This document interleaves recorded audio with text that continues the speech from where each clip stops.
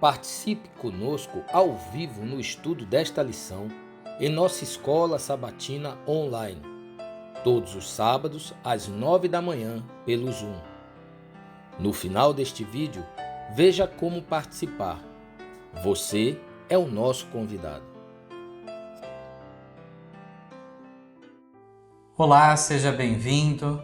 Estamos aqui mais uma vez no estudo da Escola Sabatina, já atingindo quase o final dos nossos estudos desse semestre e concluindo quase o ano também. O tema de hoje é continuação da semana passada, a qual estudamos em conjunto com vocês. Aqui então o tema é os testemunhos e a obra do terceiro anjo, parte 2. Então, eu vou ler o verso áureo que diz assim: Mas um só é o mesmo Espírito, opera todas essas coisas, repartindo particularmente a cada um como quer. 1 Coríntios 12, verso 11. A primeira pergunta, então, nos diz assim: quais elementos devem ser considerados quando lemos os testemunhos?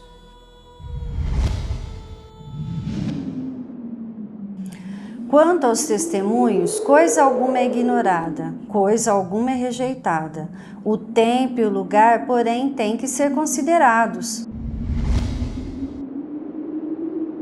Com relação à infalibilidade, nunca a pretendi. Unicamente Deus é infalível. Se bem que eu dependa do Espírito do Senhor, tanto para escrever minhas visões como para recebê-las, todavia as palavras que emprego ao descrever o que vi são minhas, a menos que sejam as que me foram ditas por um anjo, as quais eu sempre ponho entre aspas.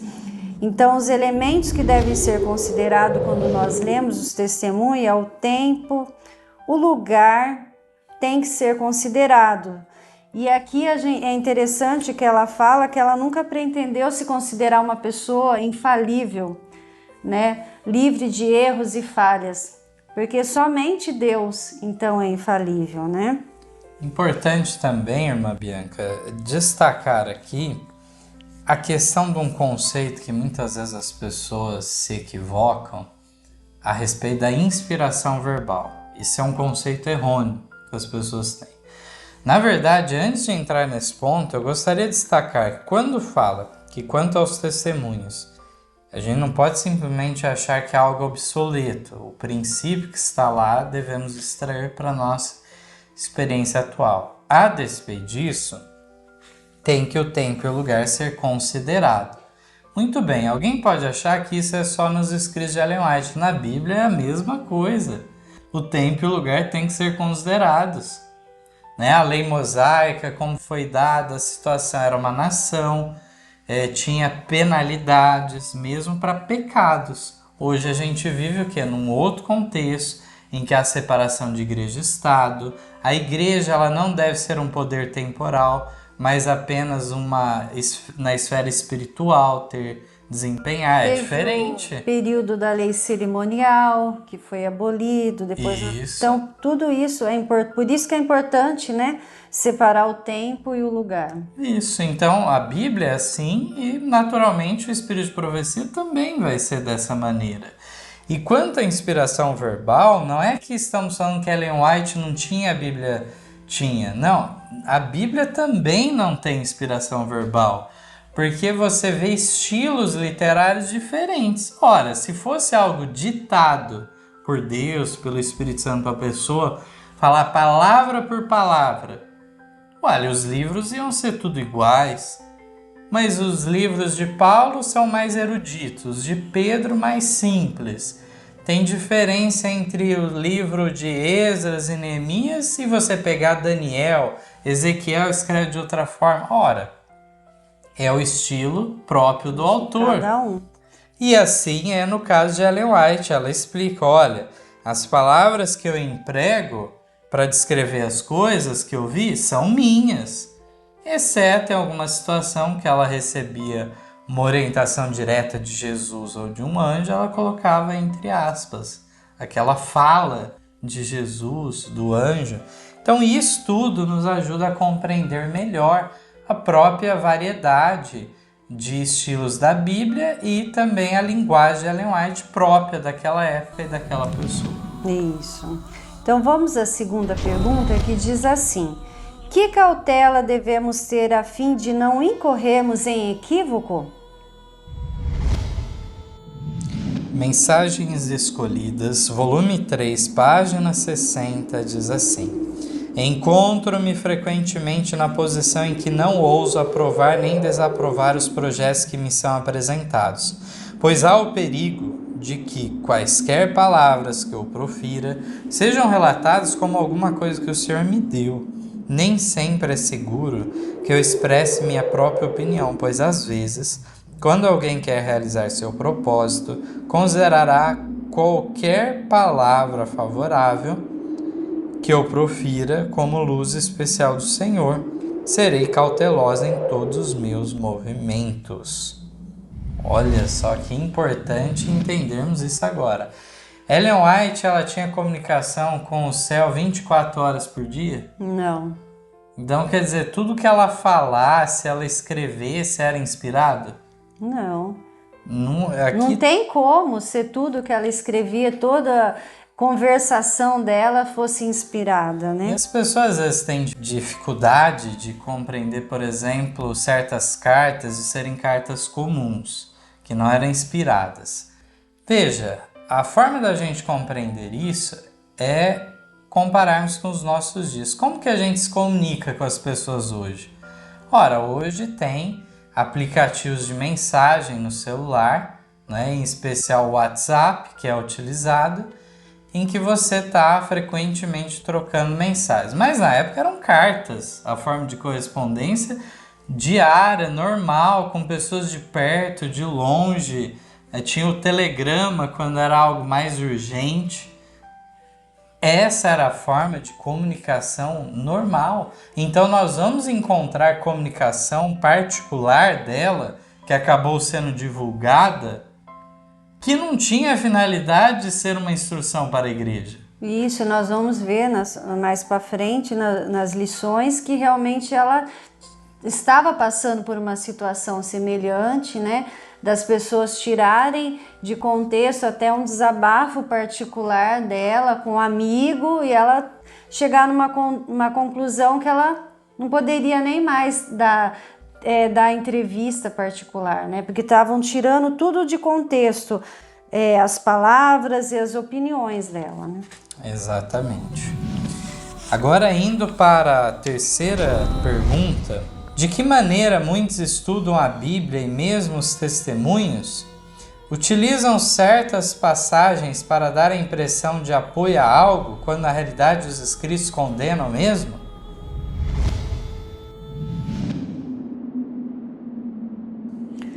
As lições de Cristo eram com frequência interpretadas erroneamente, não porque ele não as tornasse claras, mas porque a mente dos judeus, como a mente de muitos que afirmam crer nesse tempo, estava cheia de preconceitos. Porque Cristo não tomava o partido dos escribas e fariseus, eles os odiavam, opunham-se a ele, procuravam frustrar-lhes os esforços e invalidar suas palavras. Por que os homens não querem ver e viver a verdade? Muitos estudam as Escrituras com a finalidade de provar que suas próprias ideias são corretas. Alteram o sentido da palavra de Deus para que corresponda às suas próprias opiniões. E procedem também assim com os testemunhos enviados por ele. Citam metade de uma frase e omite a outra metade, a qual, se fosse citada, mostraria que o seu raciocínio é falso. Deus tem uma controvérsia com os que torcem as Escrituras, fazendo com que se ajustem às suas ideias pré-concebidas. Os que não andam na luz da mensagem podem coligir declarações de meus escritos que lhes agradam e que concordem com seu julgamento humano e, separando essas declarações de seu contexto e colocando-as perto do raciocínio humano, fazerem parecer que meus escritos confirmam o que eles condenam. Pesado, né? Então, de que maneira muitos, irmão Mateus, estudam a Bíblia e mesmo os testemunhos? Então, torcem a Bíblia e não é diferente quando pegam os escritos de Ellen White, vão torcer também. E aí eles utilizam essas passagens, essas impressões de uma forma que vai como estivesse apoiando o que ela veementemente condena. Então nós não podemos criar uma contradição. Quando a pessoa acha que tem uma contradição na Bíblia, a gente sabe que ela não entendeu certo um dos textos. Se um texto está em conflito com o outro, você não provou nada. É isso que muitas pessoas não entendem. Olha, se você apresenta um texto falando sim para algo e o texto falando não, você provou sua tese? De que aquilo está aprovado ou desaprovado? Não. Você criou uma contradição. Você vai ter que buscar a harmonização. Porque a palavra de Deus não entra em contradição, né? Isso. E da mesma maneira é o caso dos escritos de Ellen White. Porque frequentemente as pessoas querem pegar questões que trazem de maneira contraditória ao que ela escreveu claramente. Isso vale até mesmo no assunto, por exemplo, do declínio da igreja e a apostasia que estava adentrando a ponto dela chegar a falar que é um lugar de onde partir a glória e presenças de Deus. Então ela chega a falar isso em determinado ano. Aí de repente a pessoa pega e apresenta um texto dizendo assim: últimas palavras de Ellen White, palavras finais de conforto, e dizendo que estava tudo bem na igreja. Tá tudo ok. Ora, mas se a pessoa apresenta esse texto em conflito com outro, a mensageira do Senhor se contradisse? Ela se confundiu? Qual das mensagens está correta? Então muitas vezes a gente tem que pesquisar até a data daquela mensagem, o que aconteceu. Aí a gente foi ver nesse caso que foi escrito o título como fosse palavras finais, muito longe disso. A data de republicação do livro Life Sketches foi em 1915, no ano da morte dela. Mas o texto era de muitas décadas antes. E eles usam como se fosse palavras finais. Então aí a gente tem que estar atento, porque não entra em contradição, mas pode haver o quê? Essas situações que criam essas contradições artificiais, mas não são. E aí a forma com que é dito, como aqui fala, né? Citar pela metade uma frase e omitir a outra metade, fica totalmente fora de contexto, né? Isso mesmo. Então vamos aqui à quarta pergunta, que diz assim: existem relatos deturpados em relação à mensageira do Senhor? Nós vamos ver que sim, né? A nota do Mensagens Escolhidas, volume 3, página 82, fala assim: parece ser impossível que eu seja compreendida pelos que possuem a luz, mas não têm andado nela. O que eu disse em conversações particulares é repetido de tal maneira que significa exatamente o oposto ao que eu queria dizer, caso os ouvintes fossem santificados na mente e espírito. Tenho receio de falar até com os meus amigos, pois depois eu ouço: a irmã White disse isto, ou a irmã White disse aquilo. Minhas palavras são tão torcidas e desvirtuadas que estou chegando à conclusão de que o Senhor deseja que me afaste das grandes reuniões e rejeite as entrevistas particulares. Aquilo que eu digo é relatado de um modo tão deturpado que se torna novo e estranho para mim. É mesclado com palavras proferidas por homens para apoiar suas próprias teorias. Então ela confirma, né? Tem relatórios deturpados? Tem. E aqui que me chamou a atenção é justamente chegar relatos dela de uma forma tão deturpada que se tornava novo e estranho para ela. E aí ela chega então numa condição que ela fala: eu receio de falar com meus amigos, né? Que aí depois eles vão torcer o que ela disse ali num momento, às vezes desabafa, numa conversa particular, e vai sair falando, ó, a irmã White disse aquilo ou isso, como se fosse alguma coisa inspirada por Deus, né? E aí chegou num ponto que ela falou, olha, eu tô vendo que eu tenho que me afastar das reuniões, das entrevistas particulares, né? Porque se tornou tão deturpado as palavras dela, que ela viu que a causa de Deus, né, poderia ser prejudicado. Veja que o começo da nota que a gente leu falou que o problema desse tipo de distorção que estava sendo feita é pessoas que tinham luz, mas não queriam andar na luz.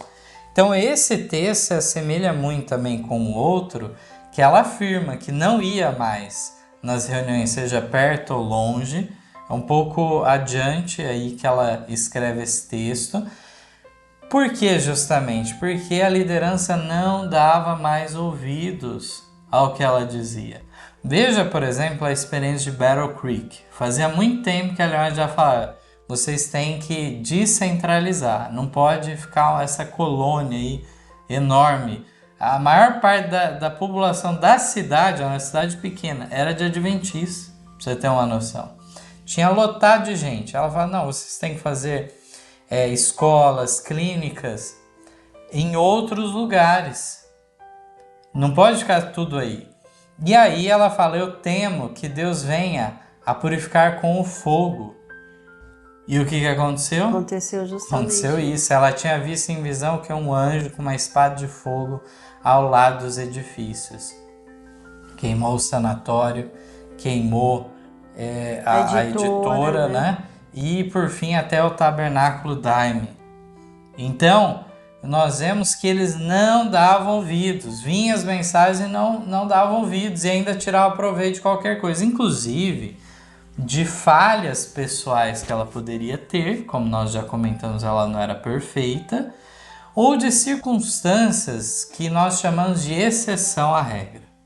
Veja só, teve uma situação em que ela estava numa reunião e que ela comeu um pedaço de queijo. Depois daquele evento, ela disse que era espalhado por todo lado, olha, a irmã White come queijo, então a gente pode comer. Aí, mais tarde, ela escreve o seguinte, olha, se vocês baseiam sua reforma de saúde em mim, não tem 1 centavo de valor isso. Vocês têm que se basear nos princípios. Se eu comi ou deixei de comer, isso não vai mudar a realidade dos fatos. A irmã White comer queijo, se fosse errado, não ia tornar certo. Ela mais ou menos isso, né? Exato. Se a irmã White transgredisse o sábado não ia deixar de ser santo, né? Não podiam ir por ela, né? Mas pela palavra de Deus. A palavra de Deus deveria ser o guia, né? E aí ela explica ainda, aquilo foi uma exceção, eu não tenho costume de comer, não é... Ela nem a manteiga ela comia, né? Ela só comia nata, mas manteiga e queijo não. Então isso tudo era parte do estilo de vida dela. Agora, se ela em algum determinado momento comeu aquilo e as pessoas agora tirarem proveito, é um proveito indevido. E ela não devia ser norma para ninguém, autoridade para ninguém nesse ponto. Mas a luz que ela trazia de maneira inspirada, aí sim, isso tem valor, né? Agora vamos para a quinta pergunta. O que Deus quer que tenhamos ao interpretarmos um escrito?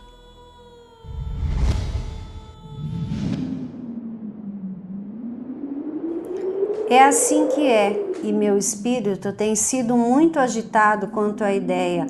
Ora, a irmã White disse assim, e a irmã White falou isto ou aquilo, e portanto procederemos exatamente de acordo com isso. Deus quer que todos nós tenhamos equilíbrio e deseja que raciocinemos movidos pelo bom senso. A circunstância alteram as condições, a circunstância modificam a relação das coisas. Então é mais ou menos o que nós já comentamos na outra nota, né? As pessoas então tiravam às vezes fora de contexto situações pessoais dela, né? E também a pessoa fazendo uma aplicação errada de algo que ela escreveu, né? Veja, isso se relaciona ao que nós vimos na primeira pergunta, do tempo e lugar ser considerado. Aqui ela já fala o quê? Das circunstâncias alterarem as condições. Você tem que entender qual que era a situação e por que foi dada tal resposta. Então, o contexto histórico ajuda muito nós entendermos. Uma comparação que normalmente é feita para ilustrar esse ponto é a questão de alguns testemunhos que ela escreveu falando muito mal da bicicleta. Aí você fala, mas como pode? Agora é pecaminoso ter bicicleta? E aí você tem que entender o sentido da coisa. Naquela época se popularizou o uso de bicicleta e os jovens tinham muita ostentação nessa parte e de inclusive ficarem correndo, né, fazendo como fosse disputa um com o outro e tudo mais. Esse tipo de situação que estava ocorrendo no colégio da igreja que ela combate. Essa situação. Claro que a bicicleta é um meio de locomoção muito útil. Na época era muito mais necessário ainda. Não tinha havido ainda a popularização do carro àquela altura.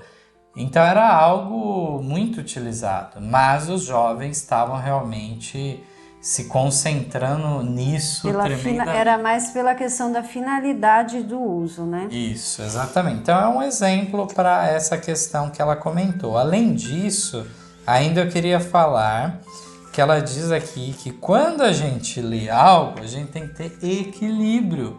Raciocinar com o quê? Com bom senso. É isso que falta muitas vezes ao extremista, ao fanático. Ele não usa de bom senso. Vamos então à sexta pergunta. Ellen White não ter atribuído a si mesmo o título de profetisa, mas sim de mensageira do Senhor, significa que ela estava se colocando numa posição mais restrita ou mais ampla? Qual era uma das razões dela não fazer essa reivindicação? Nós vamos ler aqui uma nota bem longa para explicar bem esse ponto, porque isso até os incrédulos de fora da igreja tiraram proveito dessa declaração que ela deu a certa altura, como ela estivesse confessando que, olha, esse tempo todo ela não era profetisa coisa nenhuma. Mas nós vamos ver que sim, que no sentido mais amplo era o ministério, a obra dela, do que de um profeta no sentido popular da época as pessoas tinham. E nós vamos ver as razões dela temer por esse nome. Desde o início ela tinha essa preocupação. O texto é do Mensagens Escolhidas, volume 1, página 32, 35 e 36. Nós temos textos do ano de 1906, ela explicando sobre essa questão. Alguns tropeçaram no fato de haver eu dito que não reivindico ser profetiza e tem perguntado por que isto?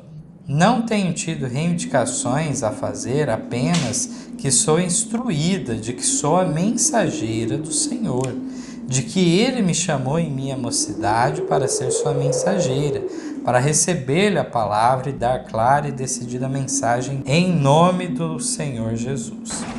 Cedo em minha juventude, foi-me perguntado várias vezes, sois uma profetisa?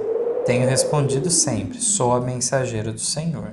Sei que muitos me têm chamado profetisa, porém, eu não tenho feito nenhuma reclamação desse título. Meu Salvador declarou-me ser eu, sua mensageira. Teu trabalho, instruiu-me ele, é levar minha palavra. Coisas estranhas surgirão, e em tua mocidade te separei para levar a mensagem aos errantes, levar a palavra ante os incrédulos e pela pena e pela voz, reprovar pela palavra ações que não são direitas. Exorta pela palavra, expor-te-ei minha palavra, ela não será como língua estranha, Na verdade, a eloquência da simplicidade, pela voz e pela pena, as mensagens que dou serão ouvidas, vindas de uma pessoa que nunca aprendeu nas escolas. Meu espírito e meu poder serão contigo.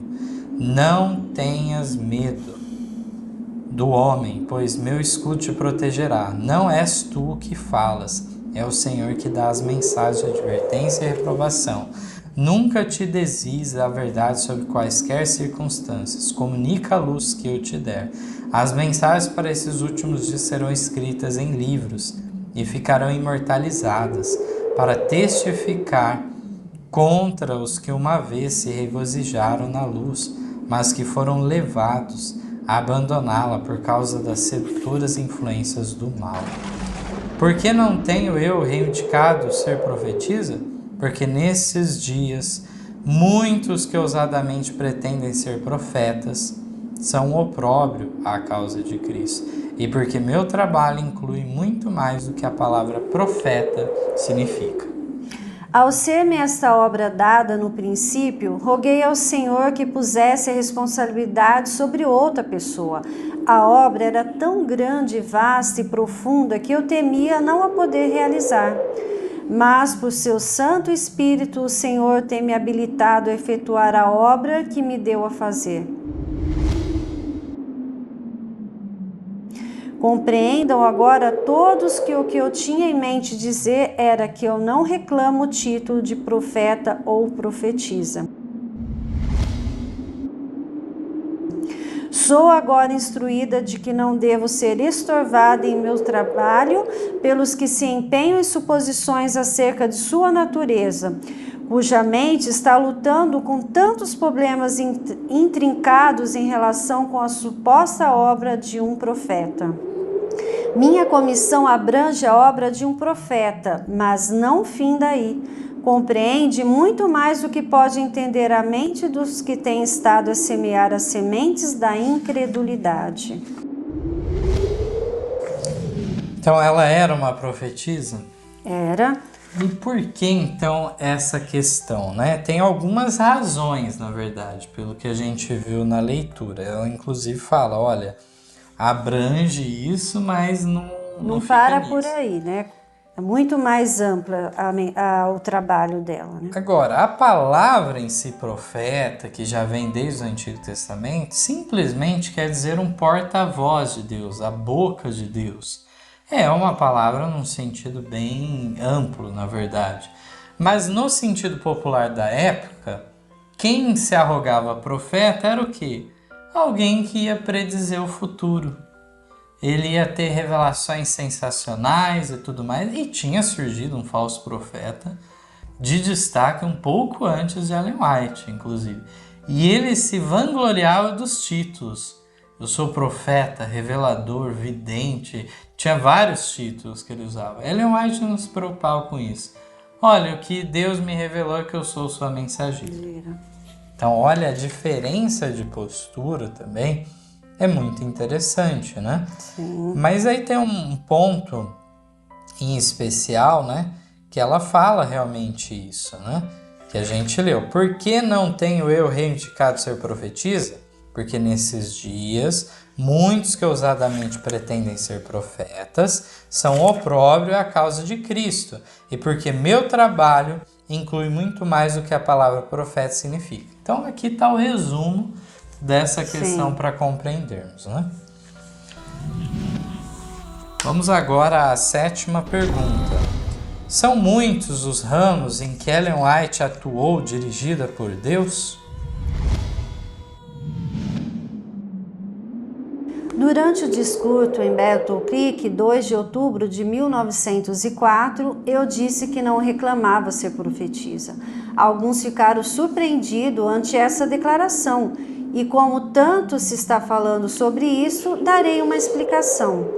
Outros me têm chamado profetisa, eu, porém, nunca me atribuí esse título. Não tenho sentido que fosse meu dever designar-me assim. Os que me arrogam ousadamente serem profetas nesses nossos dias são muitas vezes uma ofensa à causa de Cristo. Minha obra inclui muito mais do que esse nome profetisa significa. Considero-me uma mensageira a quem o Senhor confiou mensagens para o seu povo. Deus me tornou claras várias maneiras porque me usaria para levar avante uma obra especial. Tem-me sido dada visões com a promessa: se comunicares fielmente as mensagens e resistires até o fim, comerás o fruto da árvore da vida e beberás da água do rio da vida. O Senhor me deu grande esclarecimento contra a reforma da saúde.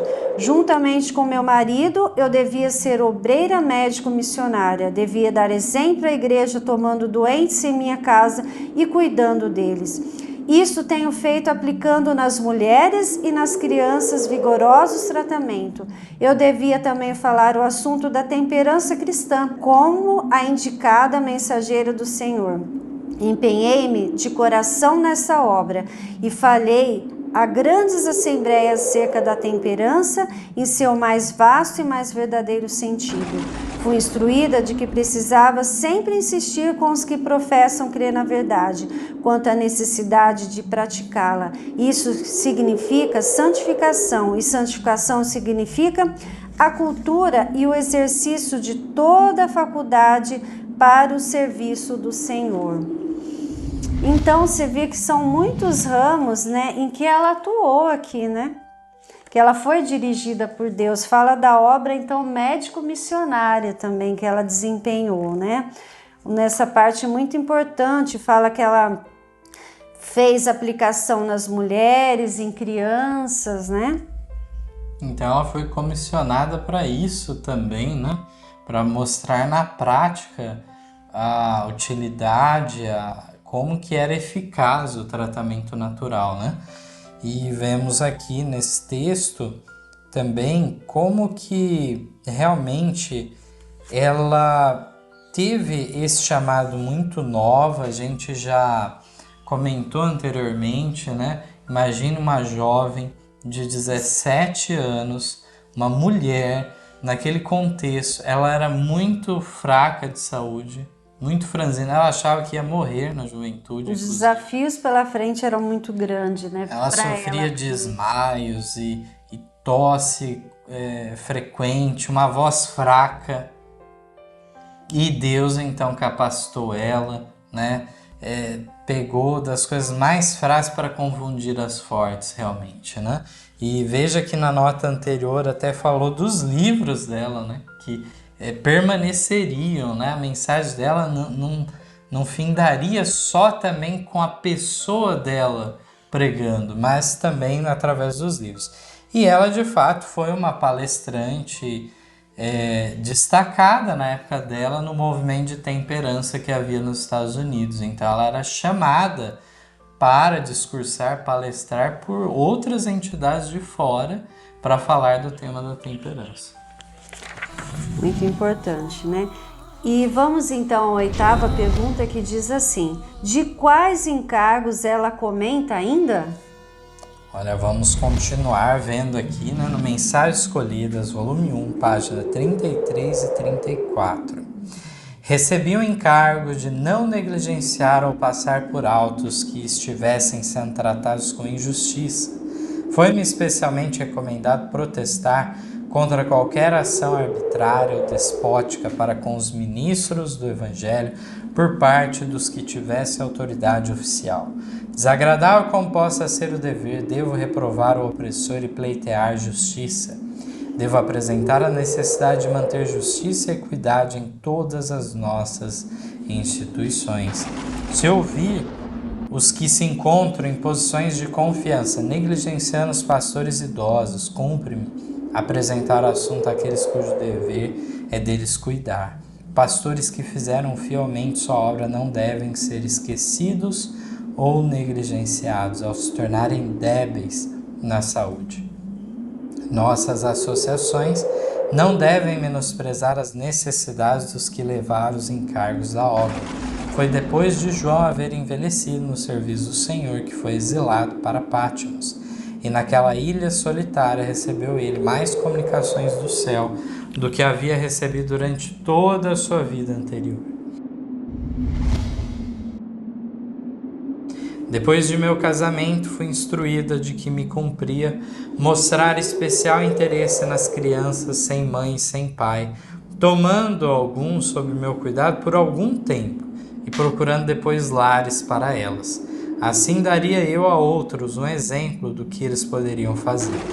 Na Austrália, trabalhamos também como médicos missionários cristãos. Tornei por vezes nosso lar em Currambong um asilo para doentes e aflitos. Minha secretária, que recebera preparo no sanatório de Bear Creek, achava-se ao meu lado e fazia o trabalho de uma enfermeira missionária. Nada era cobrado por seus serviços e granjeamos a confiança do povo pelo interesse que manifestávamos nos doentes sofredores. Depois fomos aliviados desse encargo. Reivindicar ser profetisa é uma coisa que nunca fiz. Se outros me chamam assim, não discuto com eles, mas minha obra tem abrangido tantos ramos que não me posso chamar outra coisa senão mensageira enviada a apresentar uma mensagem do Senhor a seu povo e a empreender trabalho em qualquer sentido que Ele me indique. Muito abrangente. Nós vemos que havia as advertências com a igreja, com a liderança. E assim era o papel do profeta lá no passado, Sim. né? Você tinha os levitas, os sacerdotes, que era a autoridade eclesiástica da igreja, religiosa, de fato. O profeta vinha para reprovar sacerdotes e reis quando eles saíam do rumo. Muitas vezes era essa obra, né, que eles traziam. E aqui, então, muitos outros pontos foram destacados. Aqui a gente vê que ela falou de cuidar e não de negligenciar pastores idosos, né? Que cumpriu muito o seu papel, né? E depois, às vezes, eram deixados de lado pela igreja. Então, devia tomar cuidado, né? Nessa questão, não deixar eles serem esquecidos ou negligenciados em relação à saúde desses pastores idosos. E outro trabalho especial que ela tinha também era com as crianças que não tinham pais nem mães, que ela acolhia por um tempo em seu próprio lar até eles a procurar um lugar que elas poderiam estar vivendo, né? Então ela ficava com ela sobre o seu cuidado, né? Então por isso que ela diz que o trabalho dela era não só de profetisa, né? Mas era muito mais amplo, né? Isso. A nona pergunta: por ela mesma, teria ela sido capaz de escrever as mensagens contidas em seus livros?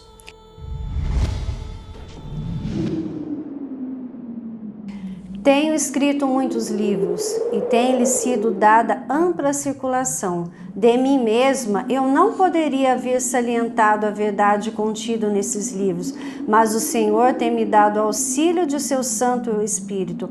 Esses livros, transmitindo as instruções a mim dadas pelo Senhor durante os 60 anos passados, contêm esclarecimentos do céu e resistirão à prova da investigação. Então nós vemos aqui na leitura que por ela mesma ela não teria condição, mas ela era o que? Imbuída pelo Espírito Santo, pelo Espírito de Deus, que então transmitia a ela, né, as mensagens. Exatamente. Nós vemos que ela, muito insegura nos primeiros anos, como já comentamos, mas Deus foi fortalecendo ela.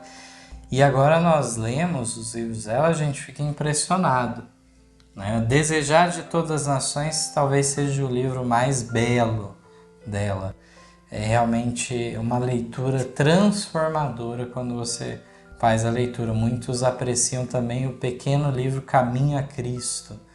Então são livros que nós chamamos pelo termo técnico de cristocêntricos, ou seja, mostra a centralidade de Cristo, de Gênesis a Apocalipse, sempre o foco é esse, né? E os escritos dela estão aí para quem quiser ver que esse é o enfoque dado.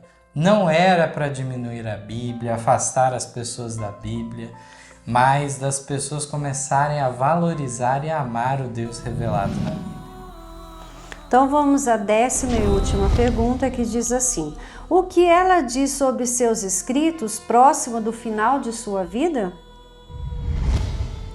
Mensagens Escolhidas, volume 1, página 55, declara: abundante luz tem sido comunicada a nosso povo nestes últimos dias. Seja ou não poupada a minha vida, meus escritos falarão sem cessar, e sua obra irá avante enquanto o tempo durar. Meus escritos são conservados, e mesmo que eu não deva viver, essas palavras que me têm sido dadas pelo Senhor terão vida ainda e falarão ao povo.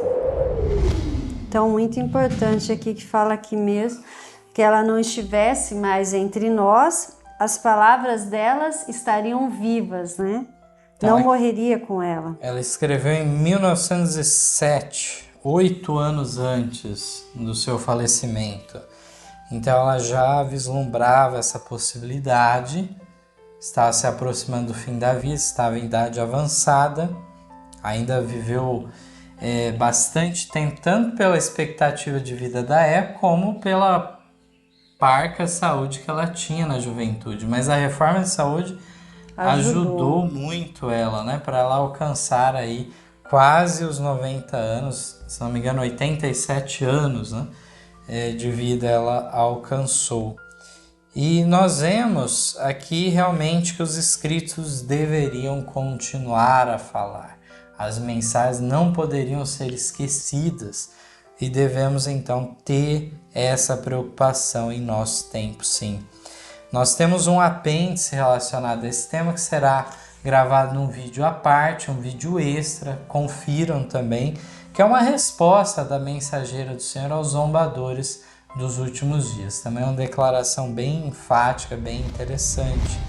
Então, diante do que estudamos no estudo anterior e esse que finalizamos, nós vemos então o vínculo da obra, o ministério de Ellen White com a obra do terceiro anjo.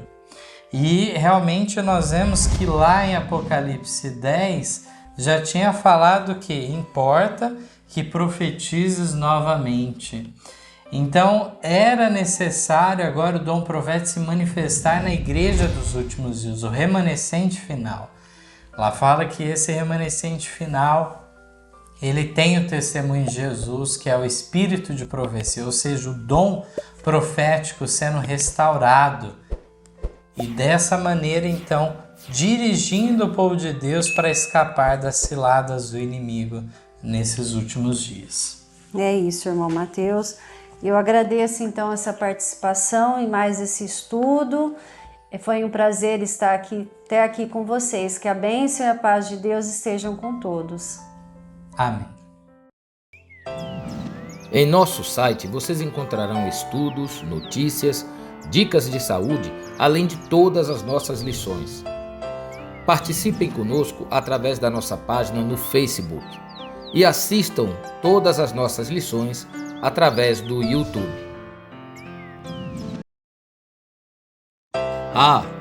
Você também pode participar ao vivo das lições da Escola Sabatina todos os sábados, a partir das 9 da manhã, pelo Zoom. Ligue ou mande uma mensagem para os números de WhatsApp que aparecem na tela e venha estudar conosco. Você é o nosso convidado.